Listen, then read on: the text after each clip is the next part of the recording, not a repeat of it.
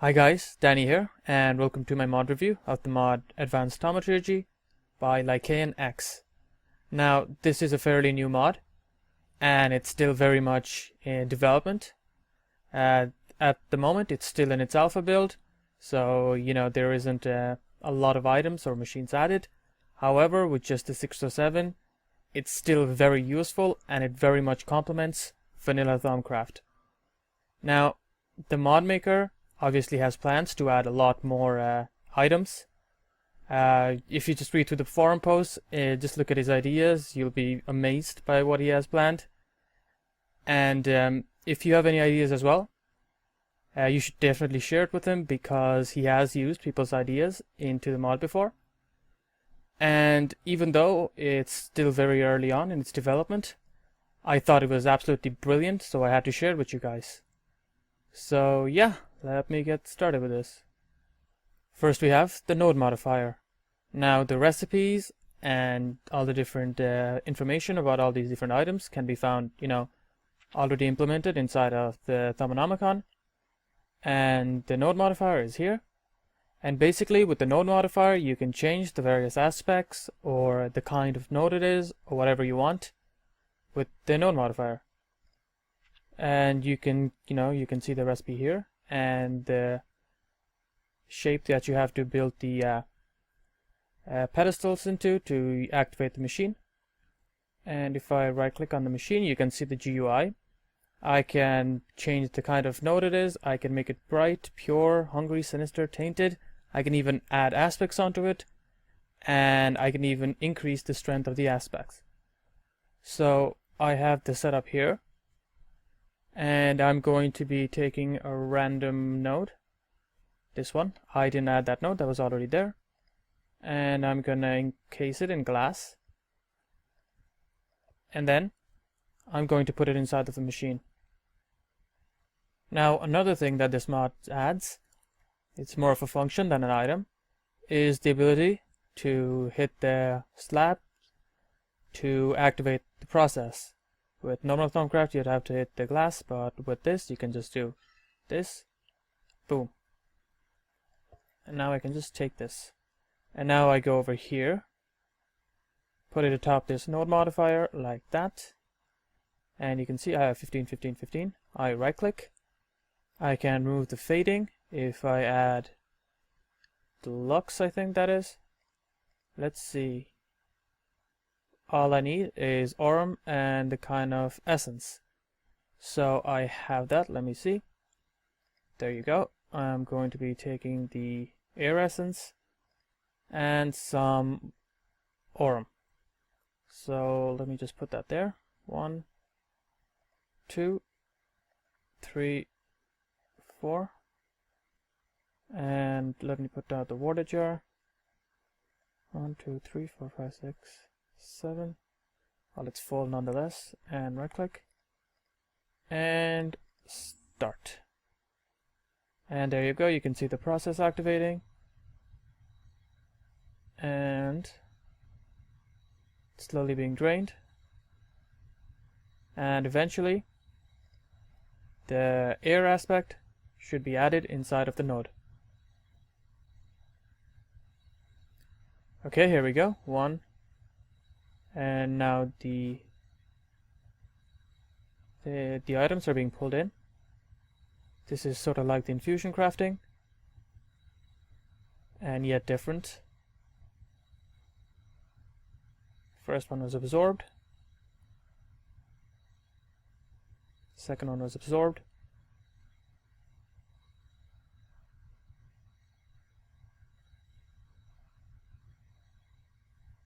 The third one was absorbed. And finally,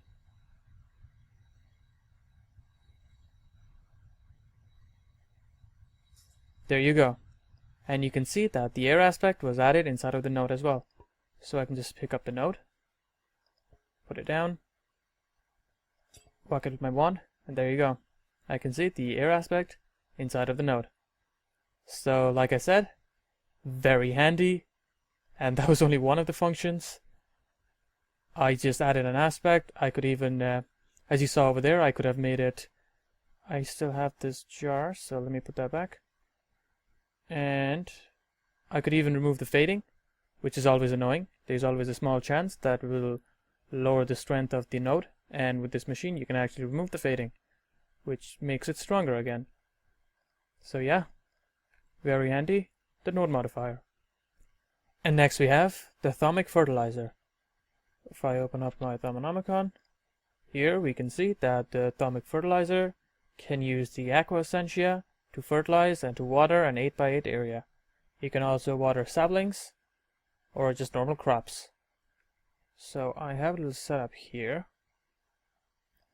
and if I just take the hoe, some seeds, we can see that's all completely watered. If I hoe this, we should see it being watered as well. And if I just, oops, there you go. And we can see that the essentia is going around and fertilizing the crops or watering the tilled land, like so. And if I do this here, like that, we can see the extent of its reach. There you go, it fertilized that as well. I mean watered, sorry, my bad. And unlike using bone meal, this is completely random, meaning you can't choose which crops gets the bone meal effect fertilized. So we can see it all randomly growing. So if we just watch for a minute or two, we can see that random crop should quickly jump to the next stage. There you go, there you go, and so on. And the fertilizer slowly uses up the essentia. Completely used up the essentia. It's 43 now. I had some in this jar. Used that up. There you go, 62. And eventually it'll use up all that essentia, watering and fertilizing all these plants. So yeah, Thaumic Fertilizer, also very handy. And next we have the item that actually made me want to make the video, and my favorite item in this whole mod, the Essentia engine. The Essentia engine basically uses up essentia. There are 4 kinds of essentia it can use to produce MJs, which is Buildcraft power. So now the amount of power produced depends on the kind of essentia you use. If you use Ignis, it produces 1 coal worth of power. With Arbor, it produces half a coal worth of power. With Herba, a quarter coal worth of power. And with Saxon, 0.1 coal worth of power. Now, how much is 1 coal? 1 coal is 1800 MJs. So as we can see, the engine currently has the Ignis 100, and this pipe, we can see from the little white box over there, it's a 0 out of 1500 MJs. If I flick this switch, it'll slowly use up the Ignis and produce power. There you go, it's going up. And it's completely used up. Well, it's not completely used up, but it's produced 1500 MJs. Turn off the engine, and it goes down, and so on. So like I said, very useful if you have, for example, a lot of herba. I myself usually have a couple of jars of herba left over, and with this machine you can produce free power. And complementing the engine, or in fact any of the other machines, is the ethereal jar. Now, unlike a normal jar, which I think can hold 100, the ethereal jar can hold 256 essentia.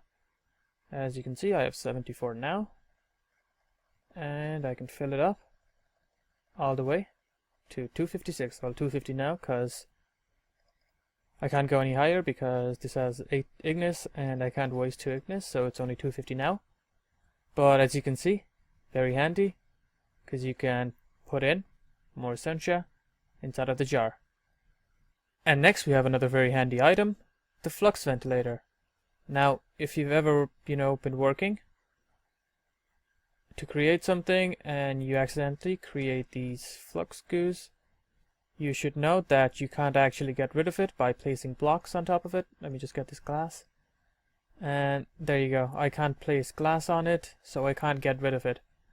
and usually this would be impossible, or at least very difficult to get rid of. But that's where this item comes in. For example, now if I have the goo somewhere around the machine, first of all it turns it from goo into the gaseous form, and then it even has a 10% chance of getting Vidium from the flux goo. There you go. Goo turns into a gas, which has a chance of being absorbed. Like that. There you go. Now it doesn't have to be right close to it. It can work its magic from quite far away as well. There you go. It's slowly turning into gas. Slowly, but definitely doing the work.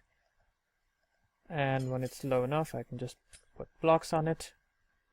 And as we can see, it's actually gotten some Vidium as well. Don't mind the 0, I'm assuming that's a little bug. And if I wanted, I could actually take that up using some of these files. So yeah, the Flux Ventilator. The mod also adds a new wand, the Mercurial Crystal Wand. And to make that, you need to make yourself a Mercurial Rod, which requires a Nether Star. And you can guess from the high cost of Essentia and the Nether Star that all of these items in this mod is supposed to be endgame. And you can see the Mercurial Wand there. And the Mercurial Wand has a very big advantage over the other ones. That is, whoops, come back here. It can hold 500 V. And of course the 15% discount, which is always good. The mod also adds this, a creative node. The creative node has 100 of each kind of V, as you can see, and it never depletes. And if I show here, you can see that it's creative only, like I said, meaning you will not encounter this in survival. And this will be useful if you have, say, a multiplayer server and you wanted to create like a public wand recharge place. You can definitely use this, and for that reason it's super handy. The mod also adds the permutatio aspect to the egg and the exanimus aspect to the bone. You can see there, the skull and the little circle thing. Now, the mod author has a lot of plans for this mod. For example, I saw talk of him adding things that he called pommels. Basically, they would be the opposite of wand caps. Wand caps you add on the top of the wand, pommels you add on the bottom. And basically, they would do things like increase the amount of V going into the wand, or doubling the amount of V going into the wand, as in like 50% for free. Or, recharge 15% just naturally to any wand, things like that. And the best part about it is, he will take suggestions of anything Thaumcraft related you have, so you have to definitely check it out if you have some good ideas, because he might implement them. So yeah, that is everything in Advanced Thaumaturgy, and like I said, an absolutely brilliant mod, and I can actually see this mod becoming one of the best mods in 2014. So you guys should definitely go and have a look. And yeah, if you like the video, please leave a like or subscribe for more Minecraft videos. Thanks for watching, guys.